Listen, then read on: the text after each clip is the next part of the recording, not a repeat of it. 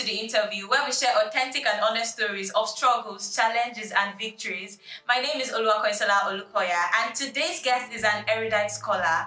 After bagging first class and overall best graduating student at the renowned Afe Babalola University of the College of Law, she became an associate at Banwo and Igodalo and is now an Oxford University scholar of a PhD program without first having a master's degree.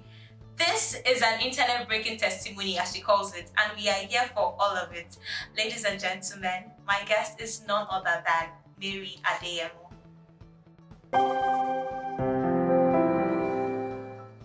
Hi Mary, thank you for joining us. Hi, thanks for having me. So tell us more about Mary Adeyemo. Well, what's more to know about Mary Adeyemo? Mary Adeyemo is a young girl, an ordinary girl with definitely an extraordinary God. And I'm the first girl with 4 children. Wow. I'm the second born. I'm born into the families of the family, yes, that one, Mr. and Mrs. Onlebumi Adeyemo.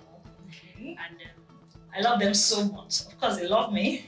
And yes, I'm siblings to Adewale, Christina, and John Adeyemo. Okay. I have a lot of friends. Okay, so I want to know more about you, like your academic qualifications, your academic background. It depicts you as someone that has little or no time for fun. So what do you do for fun? What is that fun thing you'd like to do?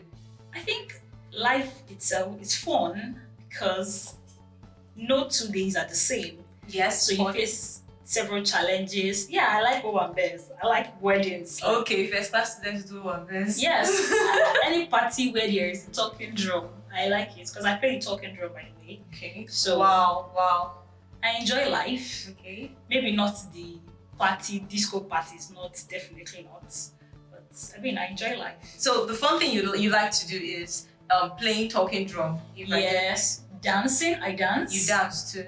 Amazing. Yes. Amazing. And I do. I enjoy speaking to people. Okay. Yes. So And sleeping as well. I'm sleeping. It's needed. So what aspect of law fascinates you the most? I think law is holistic, and there is no particular area that will fascinate you without you having to look at the other area. Because, like I said, it's holistic. But I have a special preference for medical law, and that's because of my personal experience. I've almost died because of medical negligence in Nigeria. I've almost lost my mom to medical negligence in Nigeria. I've almost lost friends to medical negligence in Nigeria, and indeed I lost friends to medical negligence in Nigeria. Particularly, I lost my elder brother Adewale to medical negligence in Nigeria. So that kind of sparked an interest in medical law in Nigeria to bridge the gap in the medical law space, so that other persons will not be victims of what I experienced personally. I'm so sorry to hear that. Yeah, it's fine. You recently secured admission to University of Oxford. Why Oxford?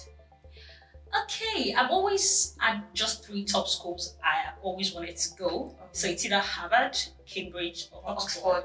So luckily for me, and by the special grace of God, last year I got into Cambridge, but there was no funding. So I thought, well, you have to try again. And instead of applying to Oxford for a BCL or an MLF, as most law students will traditionally graduate from LLB to do, I thought to try to apply for a DPhil. That's the most prestigious degree in the University of Oxford. And I should say and state it clearly that I did not know I was going to get in. I was just trying my luck because there is no impossibility anywhere, but I would never have been considered if I did not do the first thing to apply. So I did apply. Okay. I applied to University of Columbia, I got in with funding. I applied to University of Kent. I applied to University of Cambridge. I also got an admission again this year at the University of Cambridge. Wow. I applied to the University of Southern California. I also got in with funding. I applied to, the schools did not come naturally to me again. But I applied to several schools and I got in. But all of the schools I applied to this year were for masters. The only school that I applied to for a PhD, even though I was discouraged by my friends, some of my mentors, but my dad kept on saying, just give it a try, you know. And because of the imposter syndrome, right? You don't have a master's. Mm-hmm. It's so competitive. It's not Nigerian based. It's international. The competition is international, and I did not want to submit. So I submitted 2 days to the deadline and just said, let me just submit it and go. So I never put my mind in getting an admission from Oxford. But what God cannot do doesn't exist. It doesn't exist at all. So we'd like you to talk us through the process. What was the application process like? So the application process any postgraduate application process is almost similar. For law students, because I've done that. And you just need to, for a DPhil, that's a PhD, you have to write your proposal, you have to have your statements, you have to have your transcripts, you have to get references. I personally appreciate my references, Dr. Lumide, Professor Yebisi, and Dr. Olusegun, and also Dr. Hilary, for helping me all through the years, especially for Oxford University. So you have to get your reference. Everything is realistic. So you can have a great proposal, and if your reference is just bland, oh, Mary is an intelligent person. Of course, if you're applying to the University of Oxford or any school, in fact, you should be intelligent. So your references should speak to you in such a way that if they remove Mary's name and put Adeola's name, it doesn't fit. Mm-hmm. If they remove Mary's name and put Olusegun's name, it doesn't fit. So your references should be tailored to you. Should not be general, it should not be simplistic. It can be simple, but it should not be general. They should know you. And the mistake many people make is they want the president of Nigeria to write a reference for them. They want the vice chancellor to write a reference for them. No, it is not in the office of the person that writes the reference, but it's in the quality of the reference that you get. Thank you so much. So, looking at your outstanding results, right? What would you say worked for you all through your undergraduate years? What worked for you? Were you the sleeping and eating in the library type? Like for you to have a first class result, not just first class, so overall best graduating student in College of Law. At that time, what worked for you? I don't believe in code because, like I said, no 2 days are ever the same. Okay. It rained yesterday and it's not raining today. Mm-hmm. And it may decide to rain tomorrow partially, and then maybe have some, sun out there. I don't believe in code. I think you just need to enjoy yourself and live your life. Do not live your life and you regret what you ought to have done yesterday by not doing it, right? Okay. So for me, when I got into uni, the first day I entered the uni was September 17, 2012.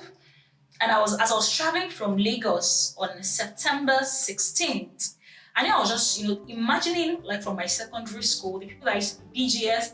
And I was just thinking, because it was a real long journey. And then I was just thinking to myself, those people are so too.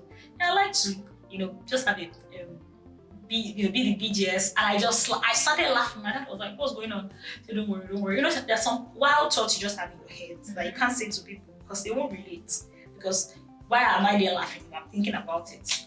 But then when I got to school, I was like, let me do it, because I'm quite outspoken. Mm-hmm. I'm not just into books. Like for many people, I'm not, because people will not remember you for your first class. People remember you for the impact you have on your lives. So, I was very outspoken, and many people already kind of placed their eyes on me. They had their eyes on me like, who is she? Who is this one? Maybe initial grad things and all of that. And I think when the first result came out, Mm-hmm. I had a 4.5. I was happy, 4.5 something. Even when I called home, because I was just a good student, let me just say. And I called my dad. My dad was like, am I sure? Is that a first class? I was like, I should go and confirm. I said, it's a first class. But some people even told me my result before I checked myself, like, with all your grad, you have 4.5, blah, blah, blah. You mean you weren't reading as a deaf, like for them to say with all your grad? Like, I was still reading, like, that was, so, I'm going somewhere now. Okay. 100 level was my most serious year, like where I took education to my heart. Like I bundled life on my chest. And what did I get? I got a 4.5. Maybe, of course, on the face of it, it's good. But in that class that year, people had 4.9 something. People that had 4.5 were like We're down the line because, of course, we had not started doing strict law courses except for legal methods. So, law students were championing all the courses where we had, GSTs, and then some people just looked at me and I told myself, this is not me. I'm not the read book type. I'm the just be expressive. Second semester, I started just being myself and the result got better. I wasn't first 10, 100 level. I was not first 20. I can even say that I was not first 30. But somewhere along the line, I just realized that, hey, I'm here. When I started living my life, I was into politics in school, I was in church, I played football, I learned how to play the talking drum from my school, I was in the debating competition, every event we had in school, I was going to be an usher. I did anything, I just enjoyed myself. And I have friends everywhere, I enjoyed eating. When I come back to my room, I still taught tutorials, I was always gisting with my friends. You're not the library type. I had a seat in the library it was like my office to consult for consultation. So anytime I'm in the library, I'm actually not reading so I just put my stuff there and Zoom. If I need to read on, I was in the SRC, I had meetings with the management, I had meetings with student leaders, I had meetings everywhere, every corner. We're coming up with policies, and I was like, no, that can't work. We have to go back to the drawing board. So I was literally everywhere, some people would put it. But that was when I started hitting it the most. So it is not in the number of hours you put in, it is in the quality of time that you put in. So there are times I'm in class, I'm gisting with you, but I'm listening to what the lecturer is saying because I do not forget easily by God's grace what I hear. So I know that, on this social date, when you walk white and blue, we had this interview. So I'm able to picture what you said to me, and that really helped me greatly. And if I want to read, I'll leave my hostel. Because I was in student union, I could leave my hostel very early. Maybe after my prayer walk in the morning, I'll just go storm a class, a regular class, not a law class, read for 1 hour, understand this is what you're saying. Okay. God help you, doctor. She's not in serious. And that was it. Maybe just Saturdays, but during the week I'm busy. When I get back from the college, from my meeting, people are already in my room waiting, gists, explain this to me. And of course I have to explain to them. I think what worked for you was you knew your learning style. You knew what worked for you. Everybody's different. I can easily say that, okay, because Mary Adeyemo did this, let me do it. When the results will come, I'm already 2 points, sorry, and then I'll see 2 points, 0. You get, but then, and I might also be the reading type, sleeping and eating in the library, and I might also have your type of exactly. So just enjoy what you do. Don't look at, I can't tell you, this is what, there's no manual to life. And that's why when we are giving birth to, they don't give us just read it and you succeed. But there are strategies to life, I must add that, but there is no manual to life. So just live your life and enjoy it. You have to try to be somebody else. Yes. Your mistakes sometimes will push you into your perfect success. Sometimes, if I had gone to Cambridge last year, I didn't get funding, I was sad. My dad was, we have to try our best. And I told my dad, see, I'm not going on scholarship, I'm not leaving this house. Looked at me, maybe I'm possessed or something. Me am I scared? Can I ask, can do? I'm like, nope, I'm not doing a GoFundMe. I'm not doing all of that. If I don't get a scholarship, I'm not leaving this house. They were even praying every spirit of discouragement. I'm like, I'm not discouraged. Because I thought, I lost that admission because you can't defer at Cambridge. A lot of people defer, you don't still get funding. So it's either you lose it and reapply. That's what I did. And there are people that we apply and we still don't get it the following year. So my parents were a bit scared. I told them, see, when God is in control, He's going to do it. Even if I have the best application, and at the time of going, He's not going to favor me. He's not going to do God's plan and God's will for me. So I won't get it. That was when He said to that. Okay, God, that's the easiest way to type the answer of the paper. Just say God. Okay, so are there mistakes you made in your undergraduate years? Oh my God.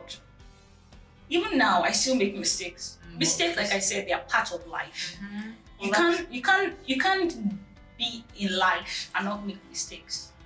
I'm a Christian, I'm a firm believer of Jesus Christ. And As well as I believe in divinity, there is humanity. Even Jesus expressed humanity. The Bible says Jesus wept. So who are you not to be? Who are you for me? No, so there are mistakes that I made several mistakes, but that I will continue to repeat those mistakes. That's the problem. Okay. So like I would like you to like tell us some of them.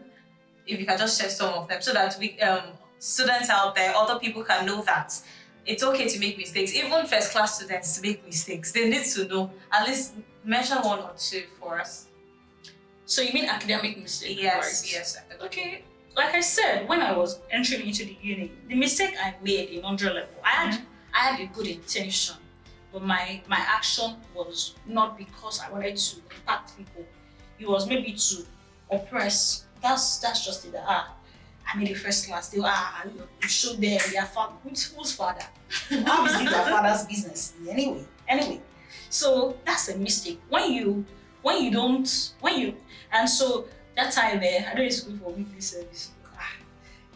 The focus is to be a good student. No, I wasn't even expecting to make it first class, but I just wanted to be a good student. Like I didn't want to be one of those people. I wanted to be that student.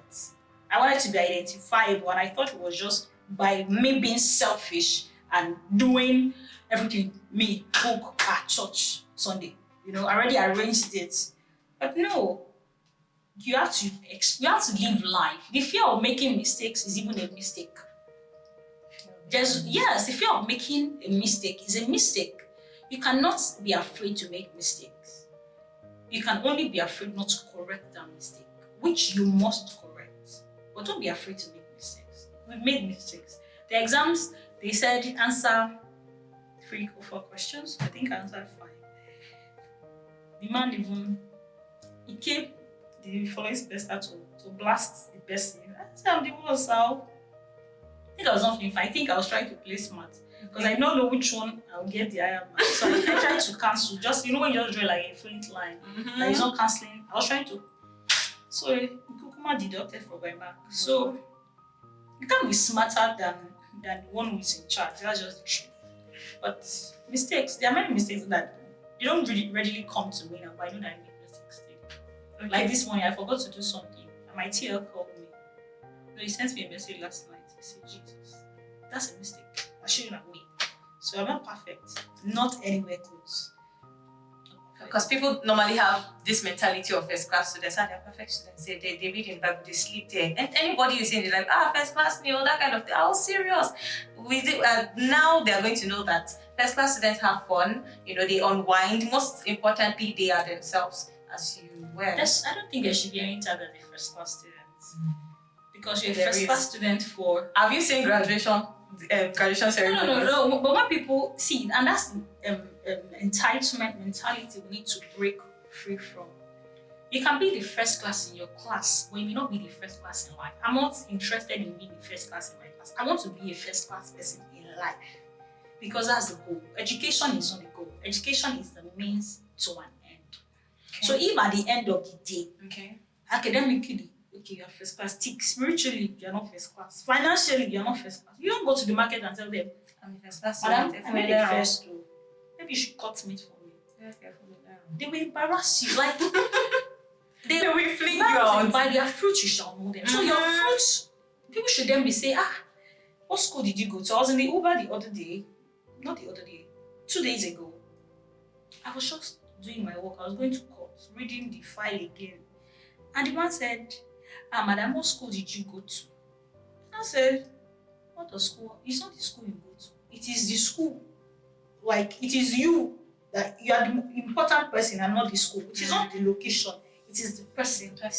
And his child wants to study law. All this private university. I went to a private university. So I said, I said, yes.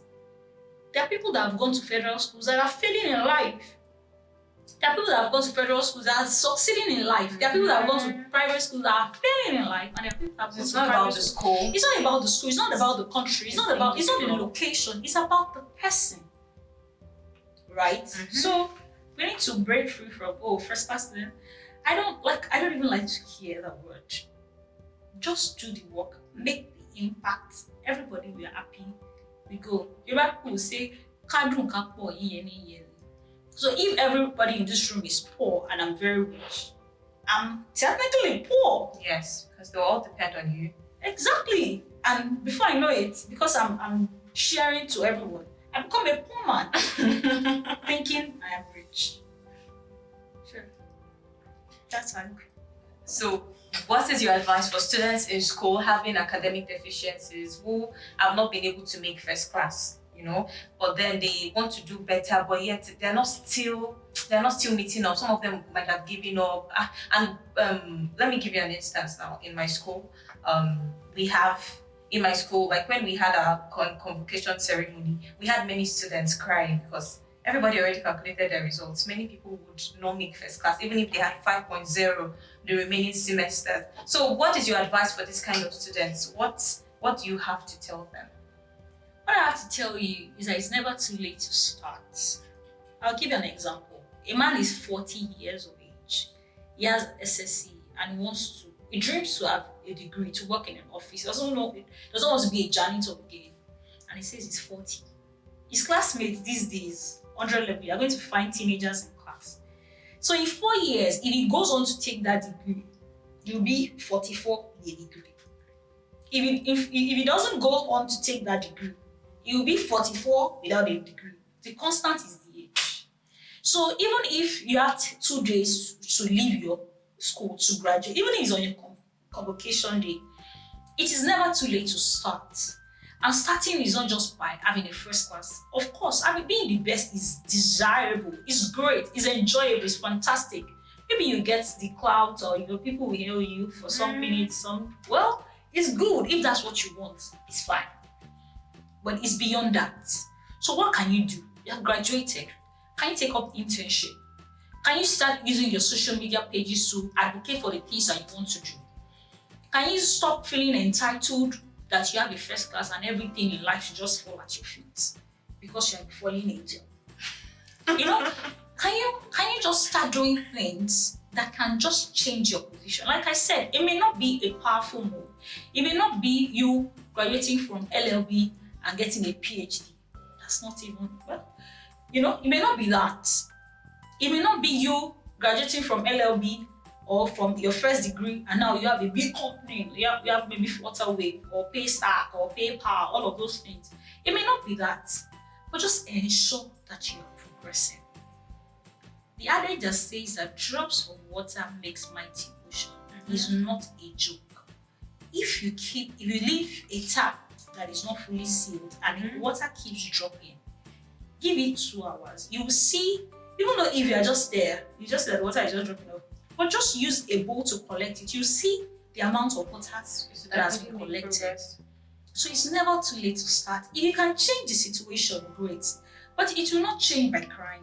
It will not change by emotional display and everybody is coming to console you.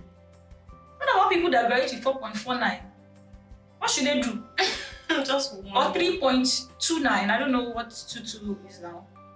So just 0.001 can make a difference. So at the end of the day, there are things that you can't change.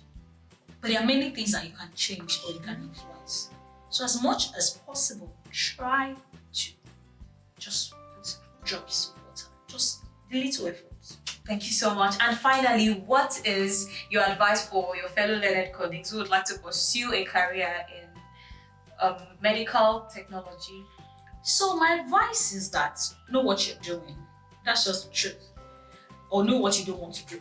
That's just another truth. So don't go and apply to a school because everybody is doing a master's. They should just also go for a master's. Everybody is going to Canada. Let me rush to Canada. It is not about relocation. There are Canadians that are poor in Canada. I need you to know that. And there are Nigerians that are extremely rich in Canada. It depends on how you want to do it. Have the end goal at the back of your mind. Do you want to do medical law? Okay, what are you doing in medical law? What's your interest? Many people are passionate about money. And so when the money disappears, everything just flops. So of course, passion without money becomes television. I'm not aspire to retire to retire. No, I'm just here to tell you the truth that you need to have an end goal in mind.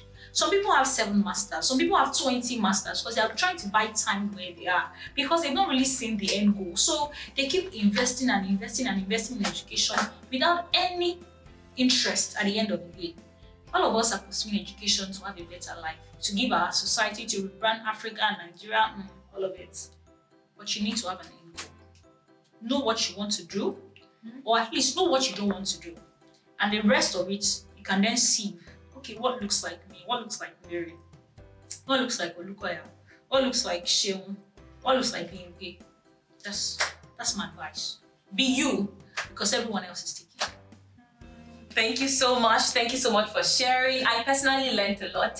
Thank you so much for watching. Let us know things that you have learned in the comment section. And do not forget to subscribe, like, and comment. See you in the next video. Bye-bye.